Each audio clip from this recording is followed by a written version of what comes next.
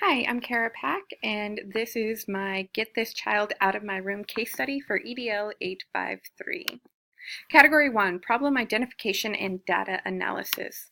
What is the problem? The problem in this case study is we have a student, Carl, who has been identified as having a behavior disorder since his parents got divorced. He has aggressive outbursts in the general education room, and his teacher is demanding from the special education teacher that she simply remove him from her classroom.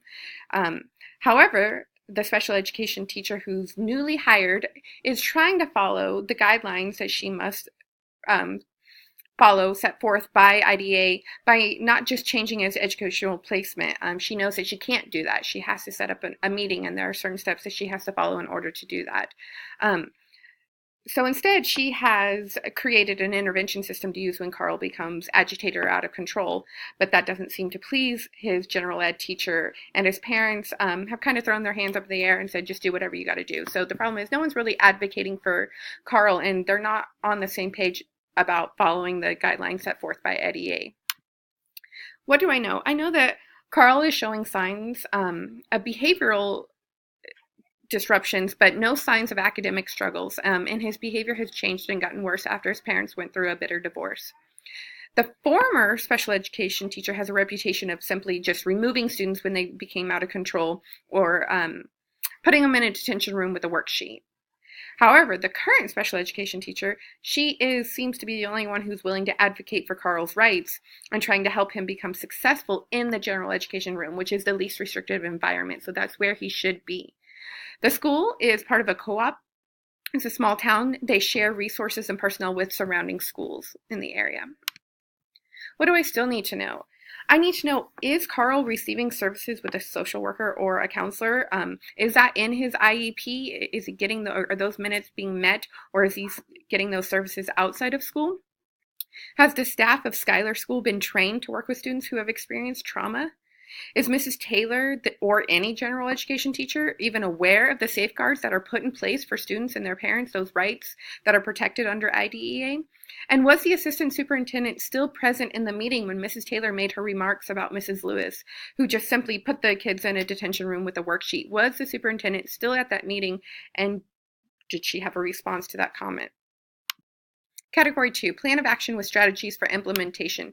The first thing that I would do is I need to set up a meeting with all those important stakeholders: the superintendent, Mrs. Taylor, Mrs. Green, Mrs. Willis, and also the assistant superintendent. We have to make sure that we're all coming together and collaborating and doing what's best for Carl.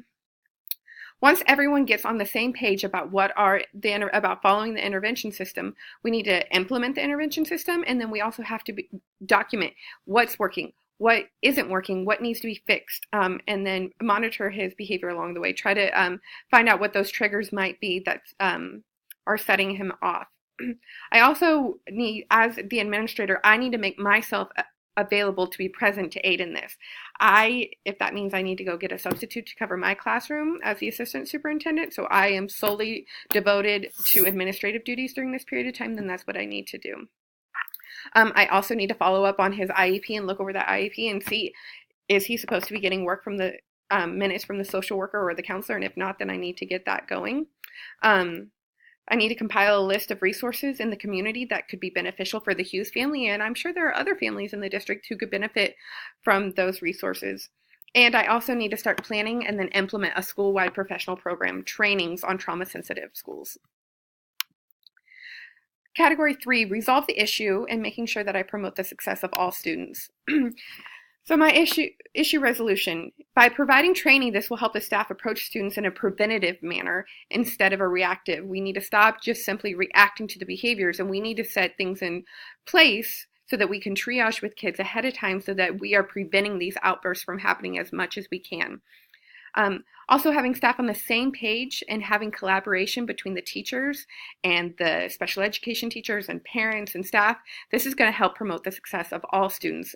All students will benefit and succeed by that collaboration. If we can teach Carl those de-escalation strategies by working with the social worker or the counselor, this will provide a safe environment for both Carl and all of the students in the school in that classroom. And if I can compile that list of resources for families to use in the community, this will help strengthen that school-community relationship for all families and the staff. Category 4, debrief the problem. So when I was going through this case study, the things that I was thinking, wow, Mrs. Green, she is knowledgeable. She's knowledgeable of those rights and those regulations that are protected under IDEA. And I was also thinking the staff needs training on IDEA. I don't feel like very many of them are familiar with what those rights are that we have that are protected and we must follow. I was also thinking that they need a full-time administrator in that building. I understand being a small town and having to share resources, but they're going to need to find a way to find someone who can serve those administrative roles and responsibilities who also isn't taking on a full-time classroom. I was feeling sad that no one was advocating for Carl. Except for the special education teacher. His family wasn't advocating, his general education teacher wasn't, even the admin wasn't advocating for Carl.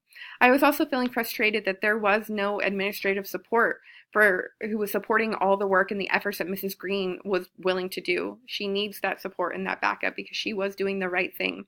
And I was disappointed in Mrs. Taylor in her behavior of, get this kid out of my room. And she wasn't seeing him as her kid.